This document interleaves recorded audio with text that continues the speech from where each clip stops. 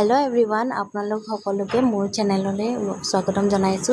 এয়া ভিডিঅ' হল ৰাতিপুৱা সৰু বেটি শুই আছিলে, যেহেতু যোৱাকালি ৰাতি একেবাৰে নুশুলে। তাই বহুত আমনি কৰি আছিলে। দুয়োজনী বেটিৰ জ্বৰ হৈছে আৰু মুখত কিবা সৰু সৰুকৈ গুটি ওলাইছে।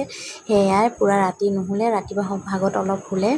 তাৰপিছত তাই উঠাৰ পাছত তাইক আইতাকৰ ওচৰত দি পিনে কামবোৰ কৰিলোঁ, যিহেতু যোৱাকালি কামবোৰ কৰি ল'ব নোৱাৰিলোঁ। সেয়াই আজি ৰাতিপুৱাই তাই অলপ ভাল পোৱাৰ বাবে আইতাকৰ ওচৰত দি কামবোৰত লাগি গ'লোঁ। আৰু ডাঙৰ বেটিকো স্কুললৈ পঠিয়ালোঁ। তাই গা ভাল নাই, তথাপিতো নপঠিয়ালে নহ'ব, কাৰণ তাই এক্সাম চলি আছে। সিহঁত দুজনী গা ইমানেই বেয়া, আমাৰ এই ঘৰখনৰে মানে আইতাকৰ হওক বা দেউতাকৰ বা মোৰ মন ইমানেই বেয়া লগা হৈছে। মানে অইন দিন সিহঁতে খেলি থাকে, উৎপাত কৰি থাকে। আজি একো নাই, ঠাণ্ডা পৰিৱেশটো পূৰা ঠাণ্ডা হৈ আছে। সেয়াই আমাৰ মাকবোৰৰ এনেকুৱা, সৰু ল'ৰা ছোৱালী মানে কিবা এটা হ'লে মানে একেবাৰে মনটো ভাল নালাগে। এয়াই গোটেই কামবোৰ শেষ কৰাৰ পাছত মই যিহেতু ৰাতিপুৱা একো নাখালোঁ, সেইবাবে একেবাৰে দুপৰীয়া ভাতকে খাই দিলোঁ।